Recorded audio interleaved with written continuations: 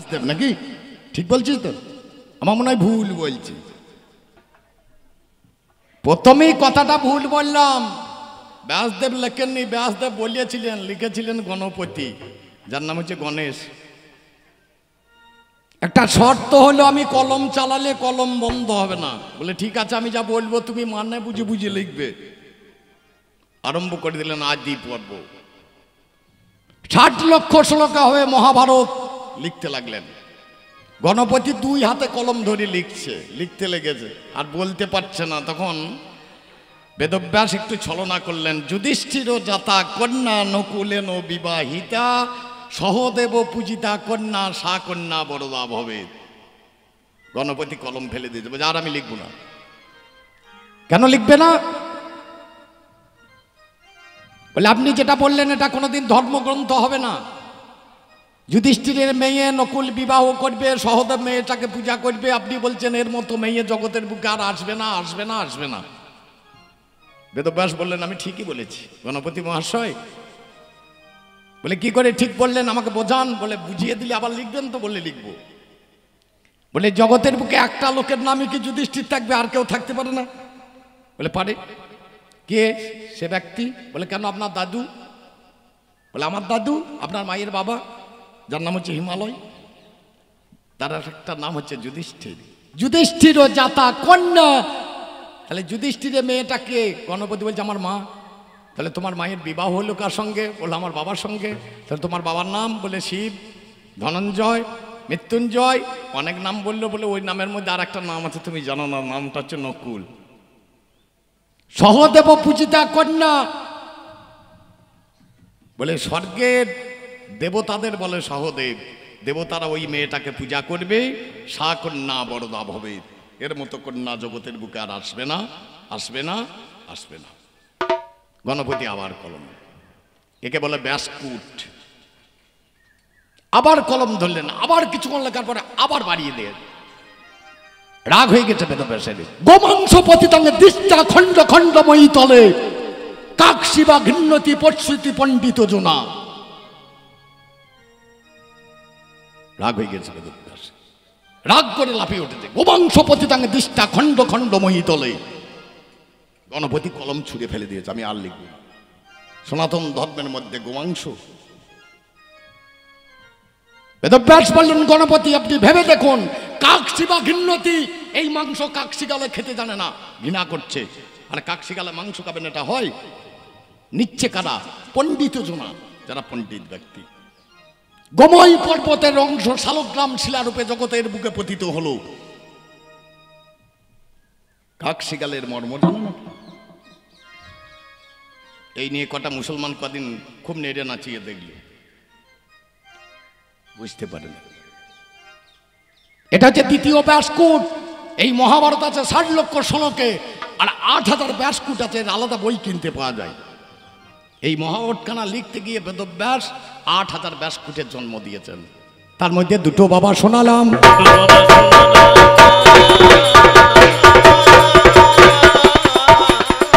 বাবা বাকিগুলো আজ বাকি রয়েছে।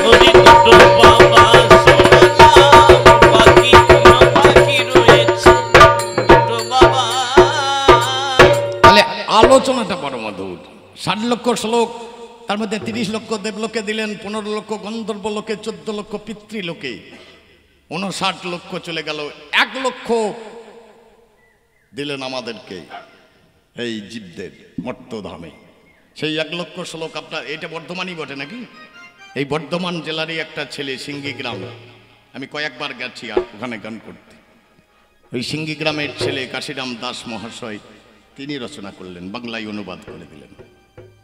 কিন্তু সবটা করতে পারলেন না। আদি বন বিরাট পর্ব লিখে কিছু দূর, কাশিরাম দাস গেলেন স্বর্গপুর। আদি বন, আদি পর্বর বন পর্ব লিখেছিলেন ব্যাসদেব, কাশিরাম দাস। আদি বন বিরাট পর্ব লিখতে গিয়ে 2-4 কথা লিখে তার মারা গিয়েছে। এরপরে শেষ হলো কি করে? তার ভাইয়ের ছেলে গদাধর দাস।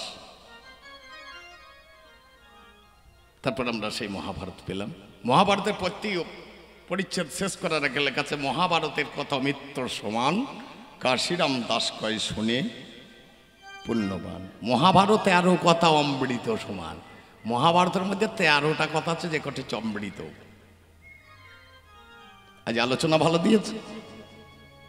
ওটাই আগে থেকে দুর্যোধন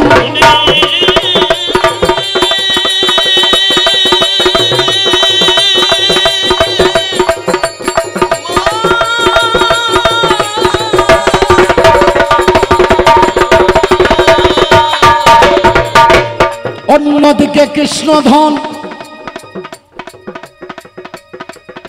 আজ দুজনের লড়াই সম্পর্কেই আমার হলো বিহাই ও মশাই। আমার ছেলে শাম্ব ওরে মেয়ে লক্ষণাকে বিবাহ করিল, যার জন্যই আমার বাবা বিহাই মশাই হইল। তাহলে কোথায় হবে দেখাশোনা, বাবা কোথায় আলোচনা? আপনারা বসে বসে শুনবেন জ্ঞানী জনা। এই কুরুক্ষেত্র যুদ্ধ হেমন্ত প্রথম মাসে শুক্লপক্ষে ত্রয়োদশী, পবিত্র ভারতের যুদ্ধ নক্ষত্র নক্ষত্র দৈবতে। হেমন্তের প্রথম মাস ত্রয়োদশীর দিনে যুদ্ধ শুরু হলো ভাই। 18 দিনের বেশি যুদ্ধ হবার উপায় নাই। দিন ও দশানি ভীষ্মেন ভরদ্বাজ চ পঞ্চমী দিন উদয়ন্ত কর্ণ শল্য সাধ্য দিন তথা। 10 দিনে পিতামহ ভীষ্ম করিয়েছিল, 5 দিনে ভরদ্বাজের নন্দন আসিল, যার নাম দ্রোণাচার্য। 10, 5, 15 দিন উদয়ন্ত কর্ণ। কর্ণ রাজা করেছিলেন 2 দিন, তাহলে 17। শল্য রাজা করেছিলেন অর্ধেক দিন, 17.5। আর অর্ধেক দিন হয়েছিল গদা যুদ্ধ। এই অর্ধেক দিনে আজকে আলোচনা।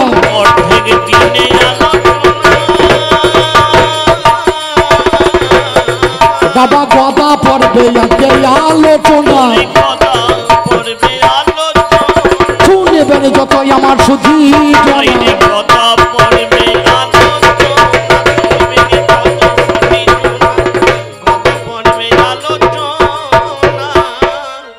তবে তুমি যদি কোনো মানুষ যদি ভুল করে, আজকে আমাকে যদি কেউ বংশীধারী বলে, তাহলে ভুল করবে নাকি গো? আমি তো আজ বংশীধারী নয়, আমি আজ চাবুকধারী। এলাম কেন? অর্জুনের রথ চালাতে।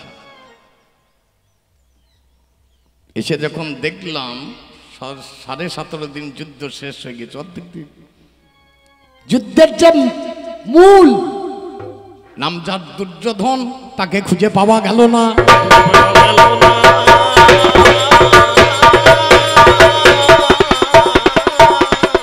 পাণ্ডবরা বলছে সখা আর তো যুদ্ধ হবে না। ভীম বলছে আমার তো গদাতে রক্ত লেগেছে, রক্তগুলো পরিষ্কার করে নিলে হয় না? বেশ,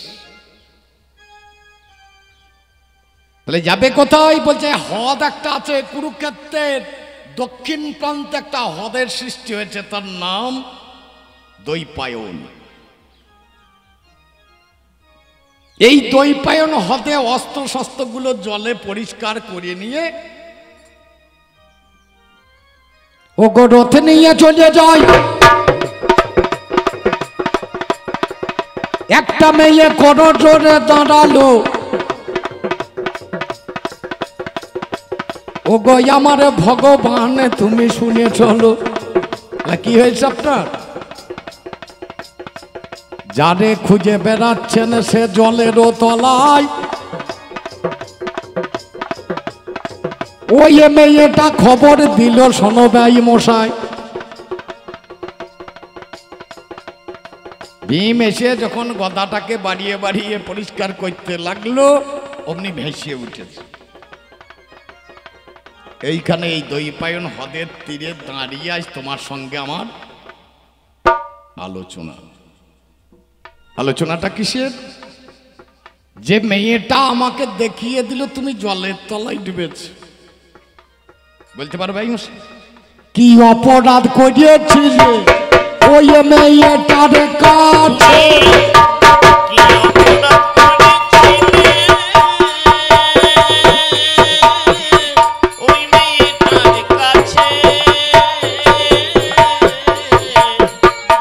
লুকিয়েছ সেই মেয়েটা দেখিয়ে দিয়েছে।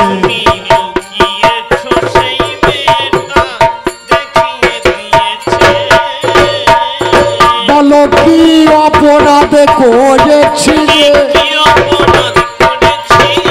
বলো দেখি একটু কথা।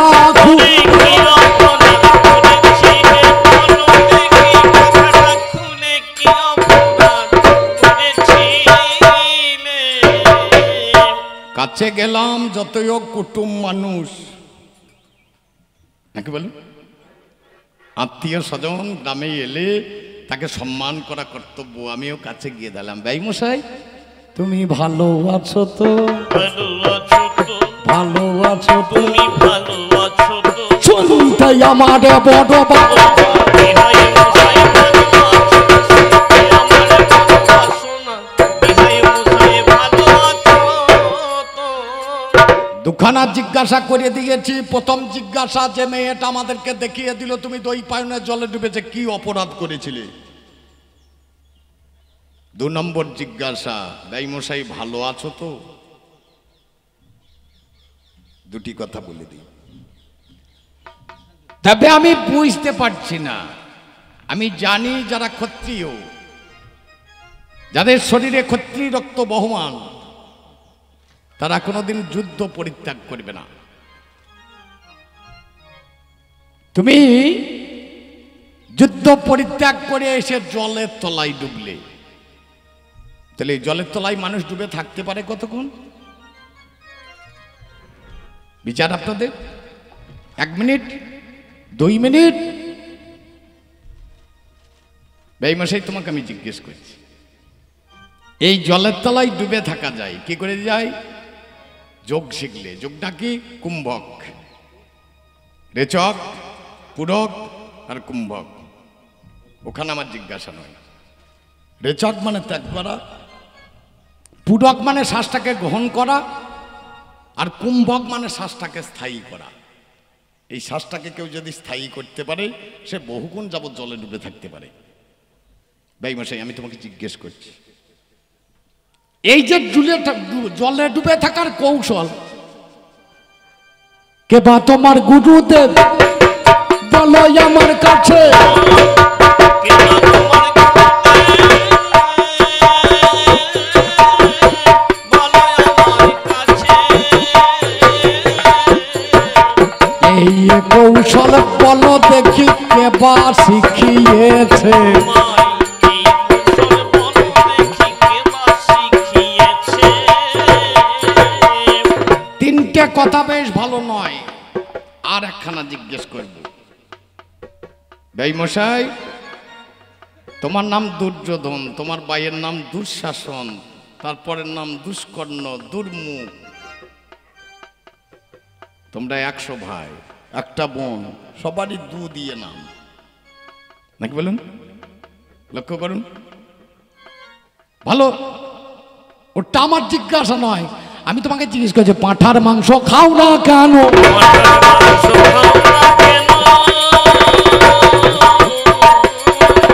এই মশাই তোমরা পাঁঠার মাংস খাও না কেন? উত্তরটাই আমায় আজ করে দিন।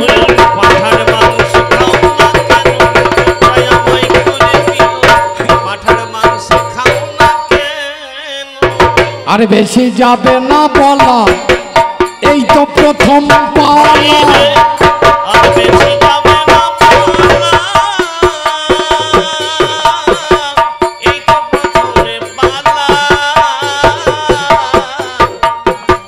পরে পরে দেবই আমি আজ কথা যোগতে সলা।